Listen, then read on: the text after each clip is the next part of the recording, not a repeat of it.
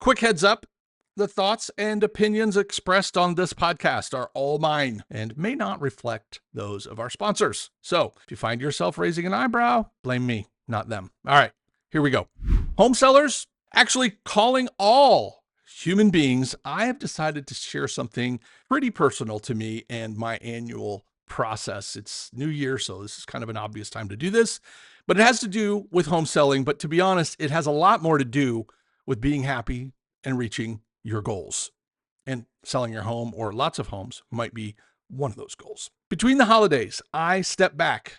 I pour up a glass of wine or my secret beverage. I call it the Coco Libre.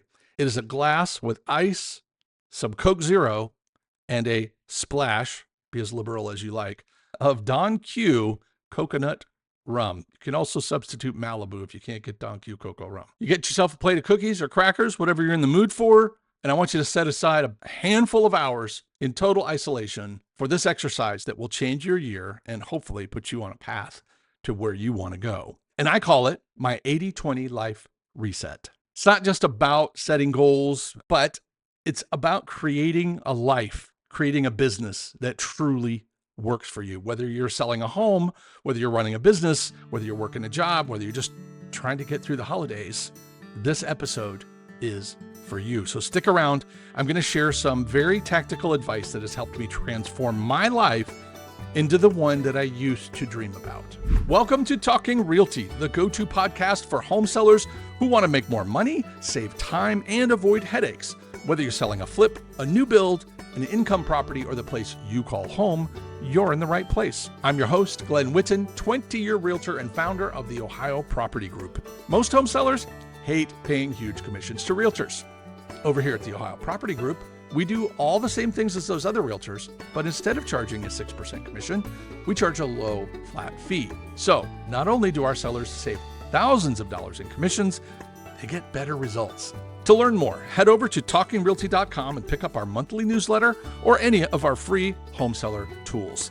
Quick reminder, you can watch all of these episodes on YouTube.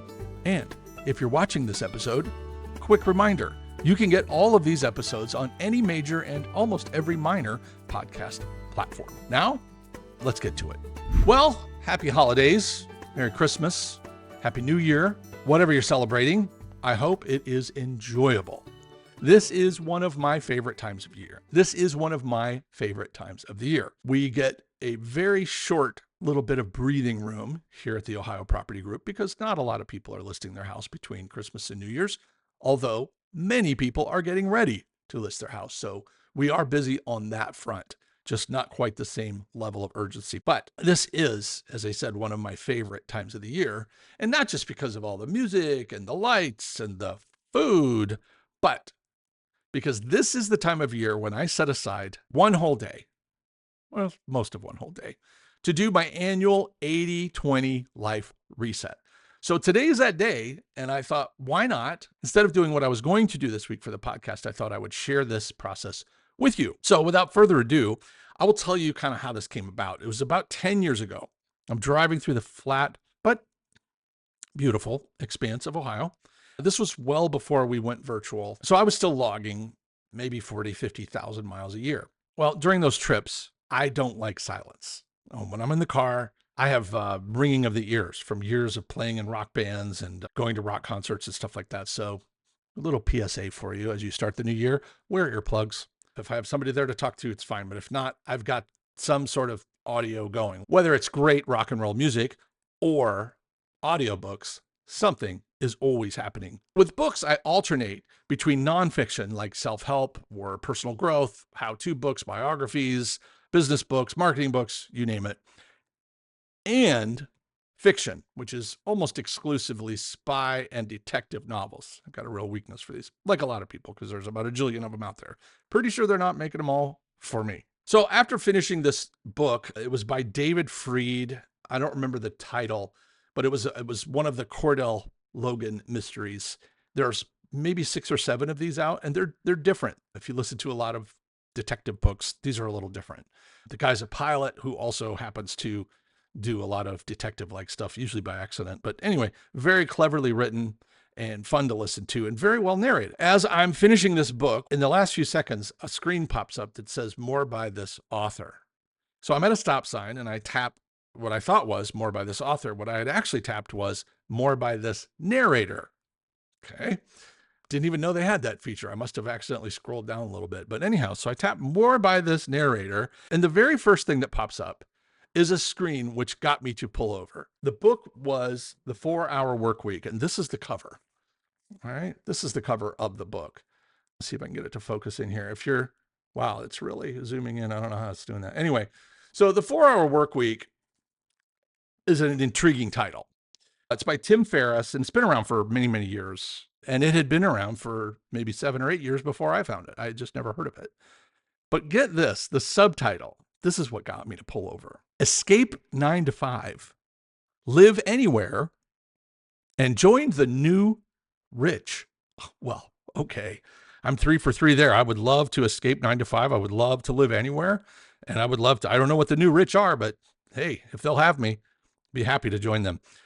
So colored me intrigued. I downloaded the book, and short version, that book changed my life. To be totally transparent, it is the main reason we ended up taking this company virtual in 2019. Remember the live anywhere part? It's also why I spend a huge chunk of my life in sunny Puerto Rico, which is where I am right now. So this book had a pretty significant impact on my life overall.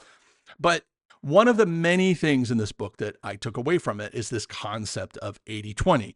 And Tim does a great job of backgrounding it in the book. But I was familiar with the concept of 80-20, meaning 80% of your results tend to come from 20% of your effort. And there's many, many applications. We'll talk about them in a second. But originally, this came from a guy called Vilfredo Pareto.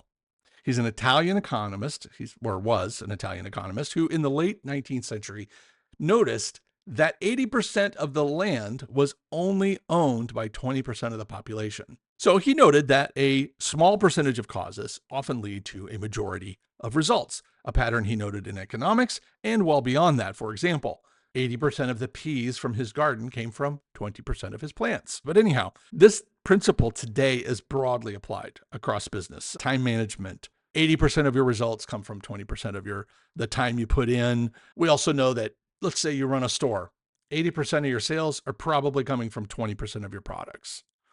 Let's say that you run a service business, 80% of your revenue is probably coming from 20% of your services that you offer. And that's true of our company. We also know that, for example, if you're in customer service, 80% of your problems come from 20% of your customers. And if you work in an office setting, 80% of your problems probably come from 20% of your coworkers, or maybe more likely one of your coworkers. Who knows? But you get the point. So as I dive into this, now that you understand the 80-20 and sort of kind of how it came about, is I want you to see that this principle applies not only to productivity, but also to your life decisions, to your relationships, and yes, to home selling. 80% of your success selling your home is going to come from 20% of the activities that you do. And I will promise you that most of those, probably 80% of those successful activities, are well before you ever plant the sign in the yard. Decluttering, cleaning, repairing, painting, those kind of things have a dramatic impact on how the rest of the process goes. If you're in inspections, 80% of the expenses and headaches from an inspection are going to come from 20% of the report. If we're into marketing, I promise you 80, probably 90% of your traffic is going to come from only 20% of the activities that you do from a marketing perspective. You're going to do all kinds of things. You can do lots and lots of other things. We've talked about them many times, but if you had to do an 80-20 on that, the 20% would be MLS and sign, and they will get you the bulk of your results. So fast forward, I read this whole section on 80-20 and I decide I'm going to apply it to my life. And I typically did take a breather between Christmas and New Year. It's a great time to take a few days off. And when I got into position to control my schedule, I made sure I had those days off. So what does my 80-20 exercise look like? I can tell you it is painfully simple, but it is very impactful, and it takes me a lot longer than you might think. I set aside an entire day. You could probably do it in 10 minutes, but I will promise you, if you do the 10-minute version, you're going to get the 10-minute results. It's not good. You're going to get the short-term microwave results. I want you to get the slow cooker. Oh my gosh, doesn't the house smell great? Those kind of results. That's what I'm after. And the way we do that is by setting the stage with a couple of tools. So I use a whiteboard and a dry erase marker because I like whiteboards and I have one right here. But if you don't happen to have a whiteboard handy, you can use a piece of paper.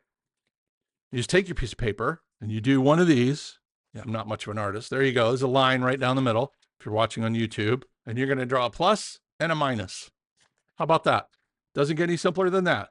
So I'm pretty sure you rocket scientists have already figured out what the plus and the minus means. The plus is anything in your life that brought you a smile, brought you joy, brought you something good, something you consider good.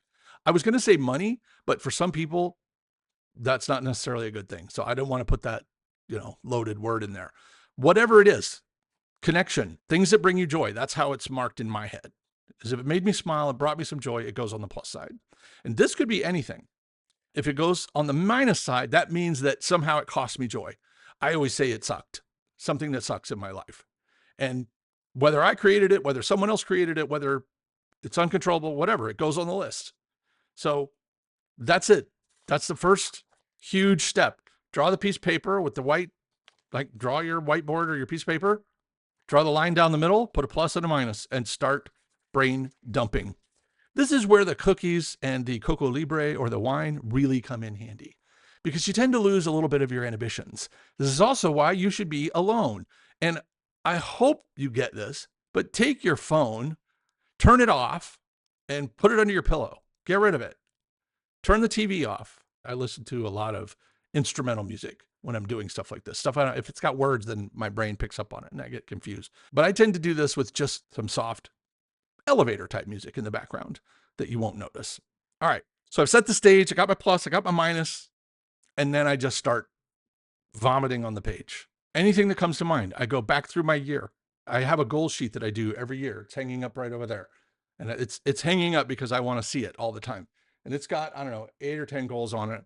And some of them I reached and some of them I didn't. So I might go through there to get the brainstorm going. I might go through my calendar. I might go through my desk and look at what has been sitting here for months needing my attention. It's probably going to go on the minus side, but it could be a major plus if I get it done. So it might also go on the plus side.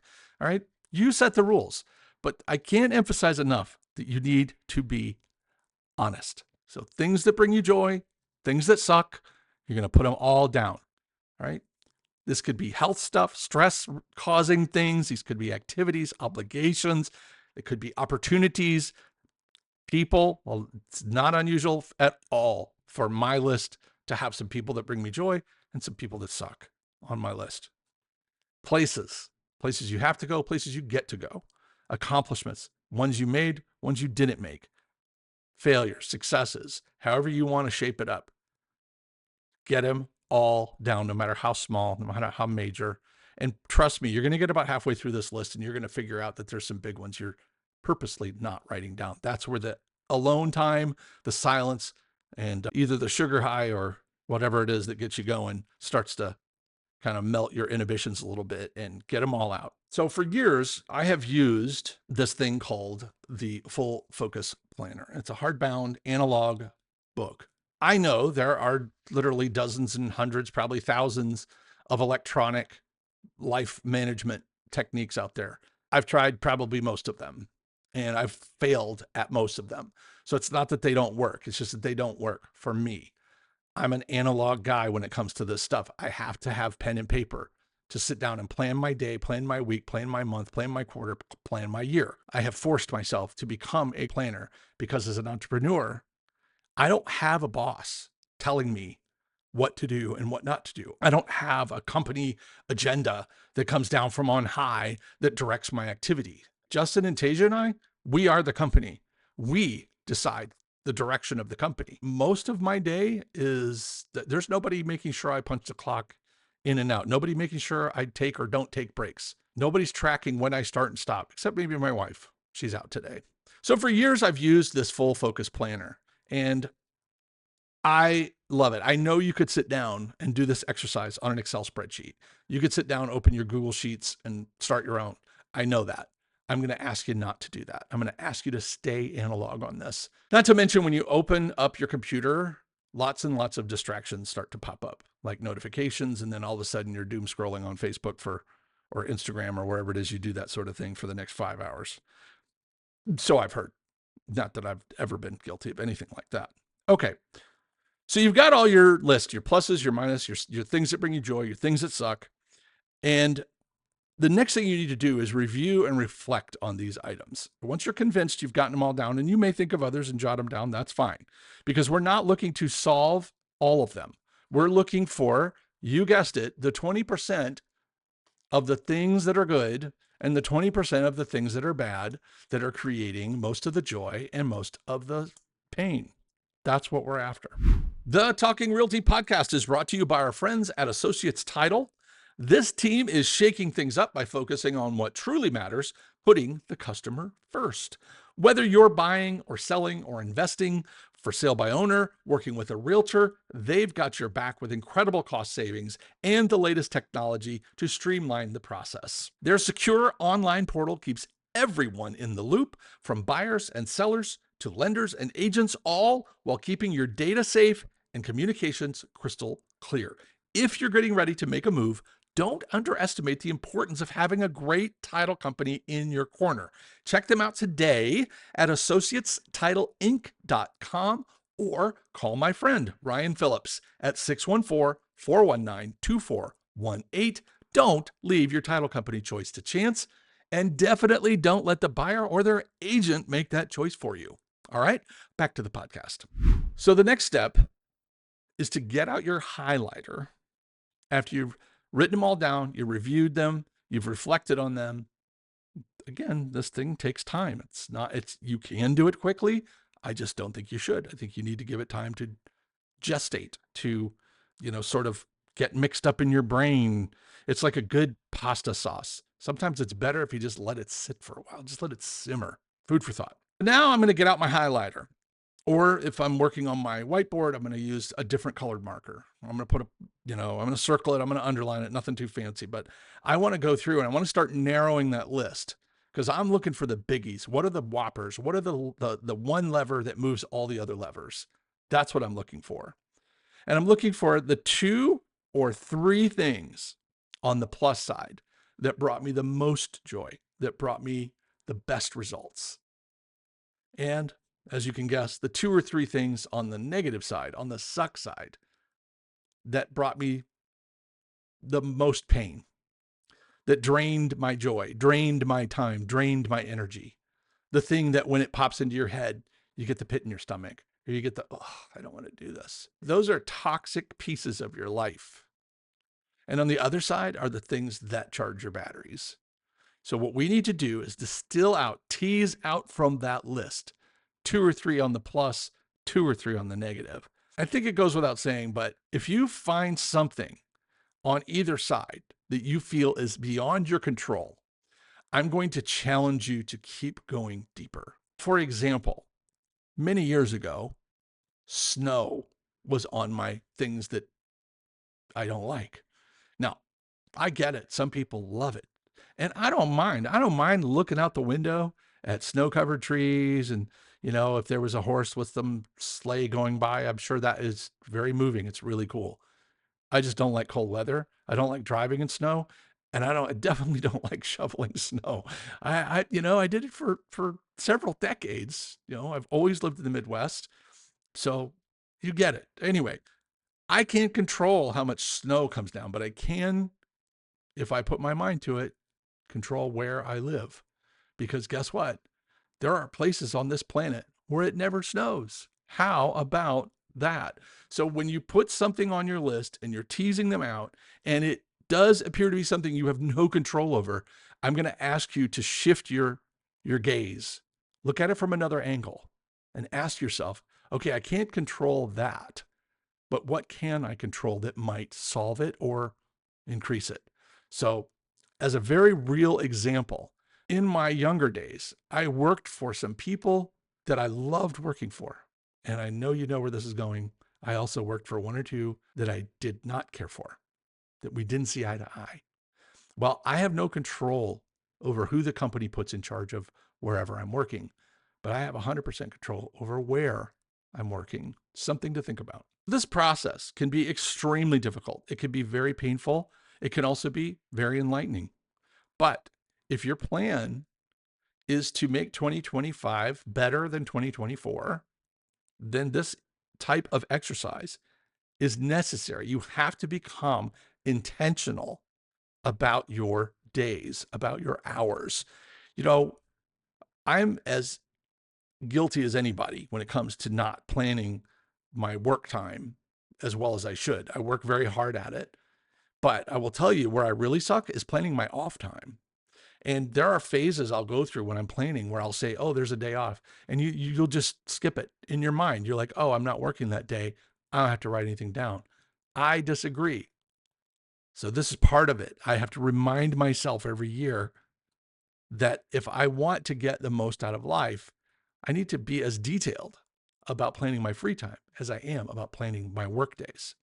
And I absolutely recommend the same. If you've always dreamed of speaking Italian in Italy, well, that's not something you snap your fingers and learn overnight. You may want to plan some free time where you work on your Italian. You may want to spend a little bit of your free time dreaming out. What's that trip to Italy going to look like? How much is it going to cost? Where will we stay? What will we do while we're there? Okay, I've got 18 months to get ready for this trip. How much money do I need to save every week between now and then?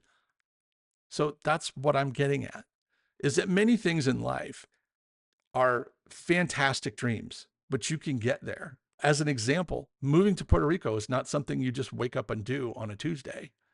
It's actually not as difficult as you might think, but it's not easy.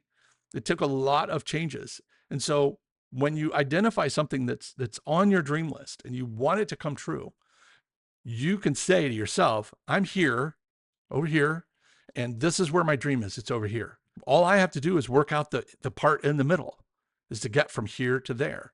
And I'm not saying there won't be challenges. I'm not saying that it's easy or that it's cheap. What I'm saying is that it's not impossible. And if it is, then I feel really, really bad for you, because that means there's something in your way that you feel you can't move. I've always felt that I can have my dreams or I can have my excuses. I choose to go after the dreams. And I certainly haven't reached all of my dreams. I haven't accomplished everything I want to accomplish. And some of my dreams are very, very lofty. But it doesn't mean I'm going to give up. Every day, new tools show up in this world that we didn't know existed. How many people knew that Chat GPT was going to be around? And as it's on my phone, I can ask it literally anything and it will help me. It's the craziest thing ever, by the way. Everybody should be on there. Okay, so assuming you've been honest with yourself, you got your list together, you've highlighted honestly the 2 or 3 things that are bringing you tons of joy, and you've highlighted the 2 or 3 things or people or situations that are sucking the life out of your life. If that's can you suck the life out of a life? I guess you can. Then you're ready for the next move, which is intentional scheduling, talking about it, making something a habit, an annual goal that never seems to be met. There's one on my list. I won't share that today, but there's one on my list that never quite gets there. And it's eternal frustration. And here's the crazy thing. I know I'm completely in control of whether or not I reach it. So how about that? We can preach, but sometimes we can't do. All right. Speaking of Chat GPT, it's a great brainstormer. So if you've got something or some situation or person in your life and you're not exactly sure how to get it better, so that's the first thing we focus on, is what do I need to do to double down, triple down on the 2 or 3 things that are bringing me tons of joy? Because our next exercise is to excise the stuff that's bad. Well, that's going to leave a void. It's going to leave a vacuum in your life. If you're taking out something that eats up a significant amount of your time or your energy or your resources, and you somehow manage to extract them from your life, you have to have a plan for those resources. It's like when you empty out a closet at home. If you don't have a plan for that space, it will naturally fill up. Here's a great exercise for you. Take a table or any flat surface in your home or your office, and just for a week, take everything off of it. Just take everything off of it. And I'll bet you before that week is up, it is covered in stuff that you had no intentions of putting there. Maybe other people put it there. Maybe you put it there. Who knows? But I promise you, nature hates a vacuum. When there's a flat surface within arm's reach, it's going to get filled up. So I'm telling you to be very intentional about the flat surfaces and the empty closets you create in your life, in your day, in your month. Be very, very intentional about what you put in there. Hopefully, the things that you take out of your life that suck will be replaced by the things in your life that are amazing that you would like more of. If you're trying to figure out how do I increase this, whether it's time with a person, whether it's time in the sun, whether it's time to read, whether it's money in your bank account, whether it's losing weight, whatever it is, if you've lost 5 pounds and you want to lose 15 more, you want to double, triple, quadruple down on that feeling, start in it. And I like to use ChatGPT to brainstorm. How can I make this happen? I'm very blunt with ChatGPT. I'll say, this is Glenn. I'm trying to lose weight, or I'm trying to make more money doing this. Can you help me brainstorm ideas? And guess what? It'll start, and it'll just start spewing stuff out at you. And you can then say, ooh, I don't like that one, but I do like this. It'll give you, you could say, please number your ideas. It's a very little hint for you there. Please number your ideas. Tell it that. Then say, ideas 3 and 7 are hitting home with me. Can we explore them? And chat will go, okay, you can just start. And it throws out all the others. There's an old phrase about aiming for the stars and landing on the moon. And I say, why not? Because the fact is, you're not going to make, there's 2 ways to make major change in your life. One is to do major things. You could be radical and do something crazy. And we'll talk about that in a second. The other thing you can do is make a bunch of small changes, or just a couple of small changes, and let them compound over time. It's like getting rich.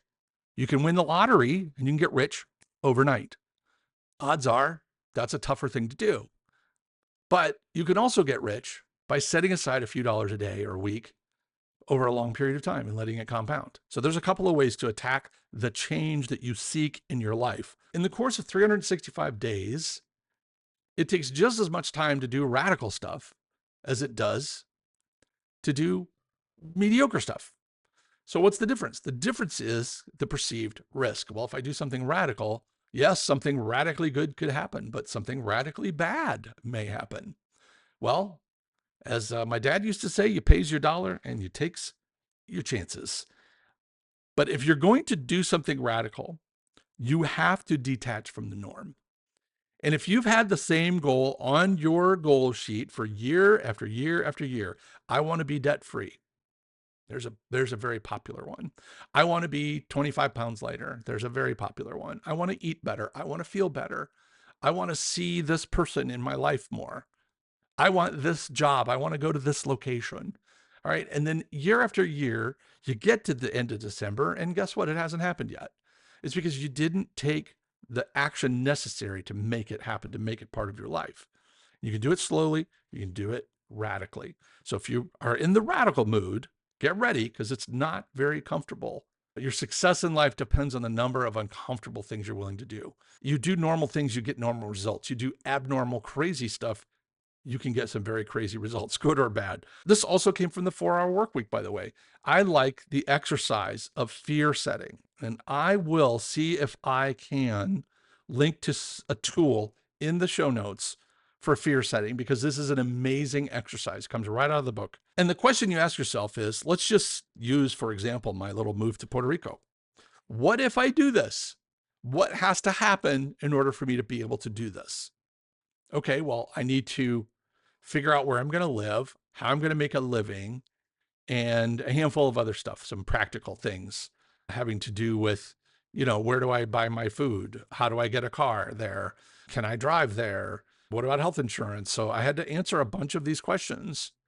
And fortunately, before ChatGPT came along, I had this really handy tool called my wife. Now, I'm telling you, she could look at any situation and tell you the 84 things that are going to wrong with this if you do this. She has a gift. I see the one shiny, happy goal. She sees the 84 potholes between here and there, which is why we make such a great team. Because without me, she would have a hard time seeing that shiny goal at the end. And without her, I would be stuck in either potholes 1, 2, or 3, and that's where I would be. But because we work together, she can catch the dream of the shiny outcome, and I can then work with her to plan out how are we going to navigate these potholes. Well, some of them you're just going to have to hit, and we know that. But can the car take it? Because we've done a bunch of other things to avoid maybe 75 of them, and we're doing pretty good. So the point of fear setting is, if I do this, and don't focus on all the in-between stuff yet, focus on just the end goal. If I do this, what is the worst thing that could happen, and how permanent is it? What's the worst thing that could happen, and how permanent is that outcome? The other thing I want you to ask is, what's the best possible outcome, and how permanent is that impact on my life? So worst thing that could happen, how permanent is it? Best thing that could happen, and what's the impact on my life if the best thing happens? There's a third thing you put on this. So once you've come up with the worst thing that could happen and what's the impact on a scale of 1 to 10, how deeply and permanently will this impact my life? And then on the good side, if I move to Puerto Rico, what is the best outcome, and how permanent is the impact on my life on a scale of 1 to 10? The third formula piece, I don't know if it's a factor or what, is probability. So we can all dream up the worst. So for example, I could die in the plane on the way here. Okay. But how probable is that? So you got to factor in probability. And there's a really great book. It's called Thinking in Bets. It's by Annie Duke. She's a professional poker player who also happens to be very well educated. She's got like her master's in something, I don't know. But she wrote this book called Thinking in Bets, and it's all about how to apply logic and learning in an imperfect situation like life and playing poker. Because in playing poker, you don't know what the other hands are, et cetera, et cetera. You can be very skilled, but there's also a lot of luck involved. So, but anyway, the point of that is that when you do this, I can say, well, the worst thing that could happen is I could die in the plane on the way here. Okay, well, that would have a permanent impact of a 10 on my life because it would be over. But what are the odds of it? What's the probability? It's extremely low. And then what's the best outcome? What's the impact on my life? And how likely is it? I heard a quote today by Mark Twain that says, the older you get, the more regrets you have about the things you didn't do than the things you did do. And if you read any of the same stuff that I read, you've already heard all of this. I'm just reminding you. If it's new information, you're welcome. So the question I had to ask myself as we're fear setting for Puerto Rico is, there's lots of reasons not to do it. Plenty of reasons not to do it. And I had to ask myself, is this the worst thing that could happen? And how likely is it? Well, if we go backwards on that whole thing, is the most likely worst thing that could happen is I get over here and my business fails. I don't have any money. So now what? What do I do? And I have a handful of choices. By doing the fear setting, I was able to think this through and put a light on the monster in the closet. Because the most likely worst outcome is I get over here, my business fails. For whatever reason, I can't practice real estate, and I have to figure out something else. And that something else only has a couple of paths. I can stay here and figure out how to make money, or I can move back to the States and sell this house and go figure out. So that was kind of my thinking was, okay, if I get here and it sucks, or the business fails, or for whatever reason, first of all, it's going to suck. It's going to be about a 3 or 4 in the grand scheme of life. But here's the important part.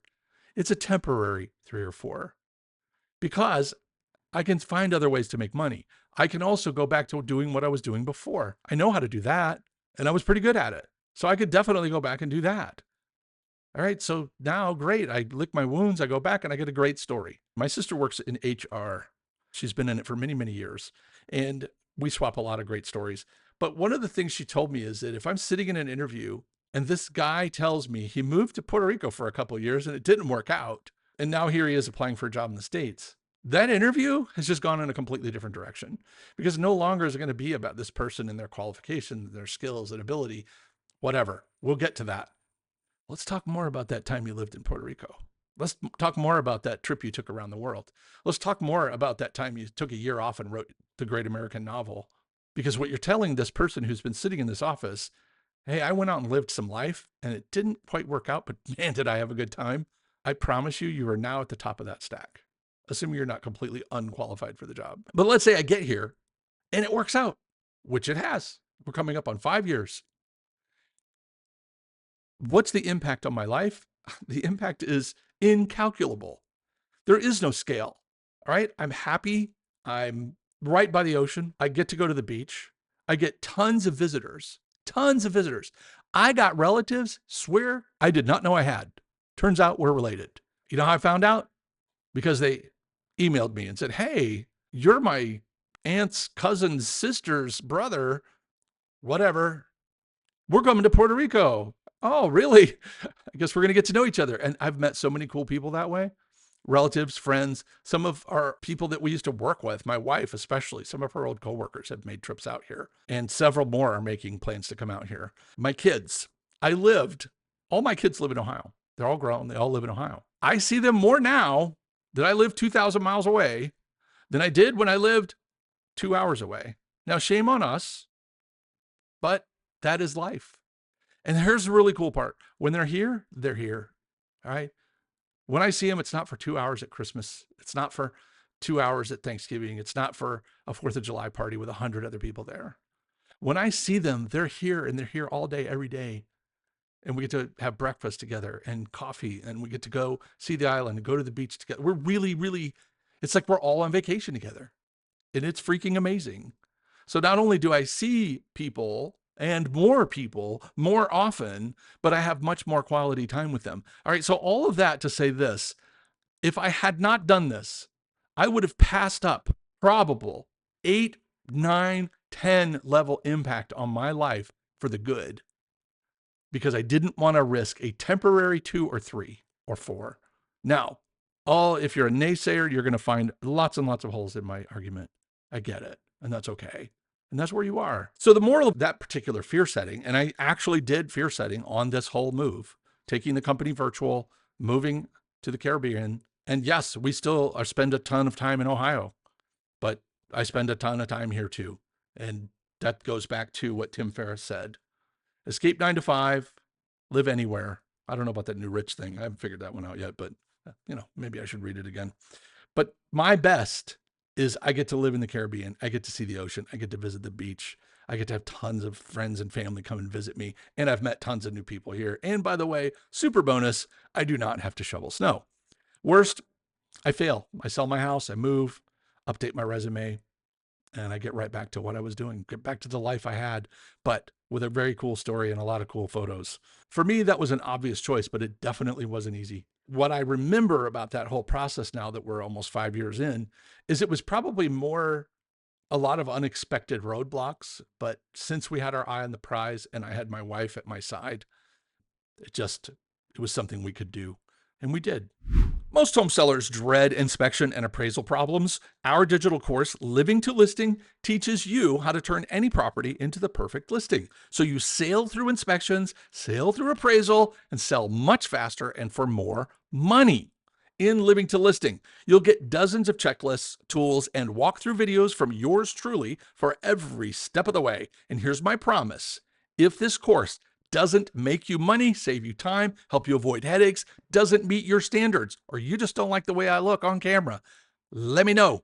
Not only will I let you keep the course, I will give you your money back. That's how confident I am that this course will make that much difference to you.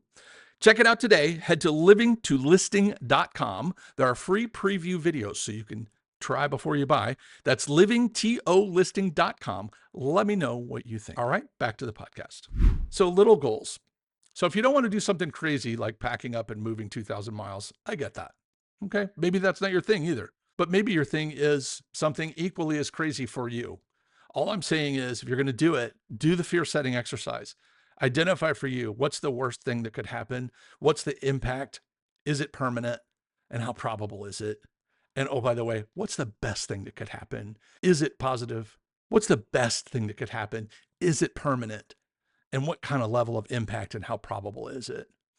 So once you do those things, it's really great because it relieves a lot of stress. Because once you've identified the quote unquote probable worst case scenarios, you can deal with them. You can say, well, if that happens, then here's what we'll do. Here's our plan.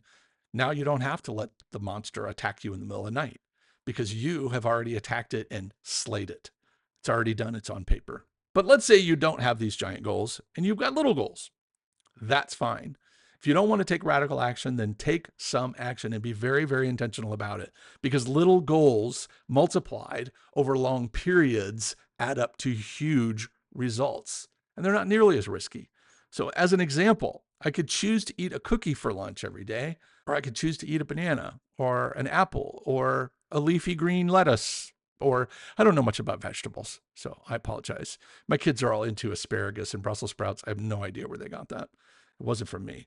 But I suspect if I ate something healthy versus something unhealthy every day, and then multiplied that out over every day, and then multiplied that out over several years, you can see the impact is going to add up. Just like I can choose to scroll social media for a half hour at lunch, or I could put on my walking shoes and just walk around the block a couple times. I don't know where you live or what you're doing, but there must be something you could do. You can get a treadmill for not that much money. You can join a gym. You all know this. I don't have to tell you this. But let me ask you this. What's the impact of a half hour of doom scrolling 365 times versus a half hour of walking? I would suspect the walking is much healthier for you over the long term. Is a half hour of doom scrolling going to kill you? Probably not. Is a half hour of walking going to cure all your problems? Not a chance. But when we make tiny adjustments and multiply them out over time, we get huge results. So in your home, when you're going to sell it, there are some tiny things you can do. I have a whole prep checklist. You should seriously considering picking it up. In fact, we have a whole prep course, which you probably will hear about on this show, called Living to Listing. But there's a free set of checklists you can get on my website. If you go to talkingrealty.com, I'll link to it in the show notes. And it's just stuff you can do. If you can't do all of it, don't do all of it. But pick a few things, because I guarantee you, changing burned out light bulbs will help you sell your house. Painting your front door that's all nasty, if it is, will have a trackable result. Taking pictures of your house with all the lights on and all the blinds up on a sunny day is going to look a whole lot better than taking pictures with all the lights off and the blinds down on a crappy day. All right, that's a minor little thing you can do that will have a huge impact. As far as filling your life with the good things, you're also going to have to cut out, to make room for all those good things, you're going to have to cut out some stuff that's no longer of value to you. If you want to see what no longer serves you and you haven't teased it out on your list, look at your screen time. Ask yourself, how many hours am I spending on something that's not contributing to the success of my goals, to the success of my life?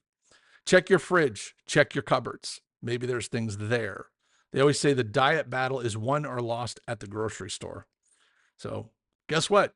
You don't buy ding dongs. You can't have ding dongs for a midnight snack unless you get in your little car and go somewhere, or maybe dial them up on Uber Eats. Don't know. Look over your call logs. Look over your text messages. Look over your meeting notes. Look over your schedule, your agenda for the last. You probably don't even have to do all this. People will come to mind. Things will come to mind. And I can tell you, the first year I did this, a name showed up on my negative list, a name. And it was really hard for me to write that name down, because this is somebody who's very intelligent, who's really nice, actually, but very, very negative and very, very needy. Two N words that are very difficult for me to cope with on a daily basis. And this was somebody I was having to deal with, or was dealing with on a daily basis.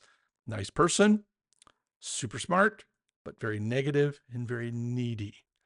And so as I went through my text messages and my call logs, I saw this person's name over and over and over. And the feeling that I got that washed over me when I saw that was not good. It was a bad feeling. But this is a person who I'm not necessarily going to change. And as we all know, we can't really change someone, right? So I ended up, this is a bit radical, but I ended up sitting this person down because I couldn't figure out a gentle way to extract this person from my life. I just couldn't. Now, I would like to say this is not somebody I was married to or related to. That's a special circumstance. But this was a person in my life who had been there for many years. So I took this person to coffee and just said, look, essentially I broke up with them. I just explained that our lives were heading in different directions and that I was making a conscious choice to gently let them go. There was some what can I do? And I really don't want you to be out of my life. And I just said, I'm sorry. I've given this a lot of thought and it's not negotiable. I have to make this change. Tough choice. But here's the thing. It was one tough conversation that had a massive impact on my rest of my life. I'm sure that person is fine. I'm sure I don't know what they're doing because they're not in my life anymore. But the point is that had I avoided that tough conversation, what's the compounding impact of continuing down that road, especially after I'd already identified and now told myself I needed to do this and then didn't do it?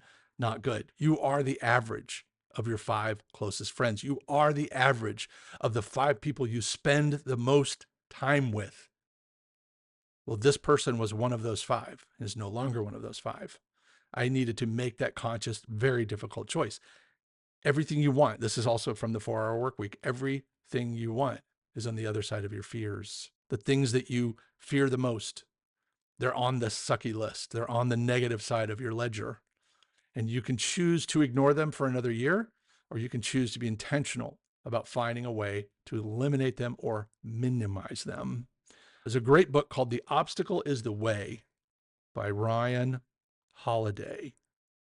I read it some years ago, but it talks about leaning into the difficulty, leaning into the difficult things because, a dead fish runs with the current. You want to get somewhere in water, you have to go typically against the current at some point. That's you. If you're rolling with life and letting it wash over you and letting it happen, guess what? You're going to end up where you end up. And no one is going to thank you or apologize when you get to the end. So you make your own. So for sellers, you need to remove or update the things that are dragging down your home's appeal. And it might be painful. It might be something that you're emotionally attached to, but you're selling the house. So you need to do something about it. But the question is, can you can you replace the old carpeting? Can you fix the broken fence? Or can you adjust your price to offset for those things? I mean, you can certainly do that. But on the human side, can you cut out the relationships that are draining you? And on the other rest of it is, what can I cut out of my life that is going to have a dramatic impact, good or bad? And what can I double down on the plus side that makes my life much, much better to live? Because you only get one ticket on the old merry-go-round. That's it. And when it's gone, it's gone. So sellers, how can you apply this? I mean, yes, in your personal life, you can certainly do it exactly like I put it down, but you can also make an 80-20 list for yourself. Is what features of your home bring you joy? What features are majorly detracting? And what can I do about them? What's holding back your sale? Is it overpriced? Is it cluttered? Is it dirty? Is it bad marketing? Are you not in the MLS, for example? And then eliminate all these distractions, right? Projects that don't add value. I get a lot of calls about, we should do this, we should do that to the house, we should remodel the kitchen, one of my favorites. Okay, you're going to spend $50,000 remodeling your kitchen. You will not get $50,000 more for your house. Now, if you will, then great. But if you won't, then don't. So focus on what works. There are tried and true methods. You can listen to this podcast. You can read my book. You can look anywhere. You can go to my YouTube channel. We have no shortage of content on how to make your home sale successful. And if you're really worried about it, book a call with me, and I'll be more than happy to talk to you about it. In the end, folks, this is just not about selling a home. It is about living on purpose. And I can tell you that a few years ago, I was not living on purpose. I was living just day to day, week to week, month to month, year to year. And before I knew it, another year had gone by and my life had not changed in any dramatic way. And it wasn't until I stumbled across that book and started doing the 80-20. You have to do the work. Okay. It's not just about reading a book. It's about doing the work and identifying the things you need to do and then doing them. Because any of us can sit down and make a plan. Any of us could sit down and say, okay, I'm going to sell my house. I'm going to do all these things. And then it doesn't work. And then you choose to blame things outside. You can't do that, right? I'm not at the weight I want to be at. I'm not as in shape as I want to be in. Who do I have to blame for that? Me. Now, I could sit here and blame all sorts of other things and people, but it would do me no good. I can only control what I do and what I say. Same goes for you. You can't control what a buyer is going to do, what a buyer is going to say. You can't control what the market is going to think of your property. All you can do is choose to roll with it and adapt or change. Those are your only two options. Okay. You can say, okay, I'll hang on and eventually it will sell. Or, hey, I'll go ahead and take this weekend and paint the living room, cover up all those nail holes. Or, hey, I'm going to take a few days, do some landscaping, maybe reshoot my photos. Great idea. Or, hey, maybe I'm just going to lower my price. Your call. You're in control. But in the end, focusing on what works and removing what doesn't is the key to getting outsized results, getting better than the market results. So I would encourage you to try the 80-20 life reset. It's very simple. It's something anybody can do. It is free. Well, I'm sure. Besides the cost of the paper and the wine and the cookies, it is free. But you probably have those things laying around anyway. But I would love it if you would share whatever you want to. I mean, can be a very private thing, but do me a favor, post something on social media, right? Tell people that you're going to make a change. Make yourself accountable to the world. And if you want to, check the show notes, tag me on any of your social media platforms when you do, because I would love to hear from you. Life is too short for the things that don't work. I say we get together. Let's make 2025 the best year yet. And whether you're selling a home or whether you're achieving goals or just living with more joy, it doesn't matter. Just make something good happen. So right now, I think I'm going to go for a walk on the beach. And with that, I'll let you get back to your day. Thanks for sticking around. Hopefully you learned a little something or at least had some fun. If so, please share this episode with someone on the socials. Feel free to tag me if you do. All of our social handles are in the show notes. The Talking Realty podcast is brought to you by Associates Title and the Ohio Property Group, a family-owned brokerage serving all 88 Ohio counties with outstanding realtor services. By the way, if you have questions, you have topics, you have guests that you would like to see and hear in the future, I'd love to hear from you. Just head over to talkingrealty.com and say hello. Thanks again for tuning in. Until next time, keep making smart moves in your real estate journey. For the Ohio Property Group, this is Glen Whitten signing off. And remember, you can sell it. We can help.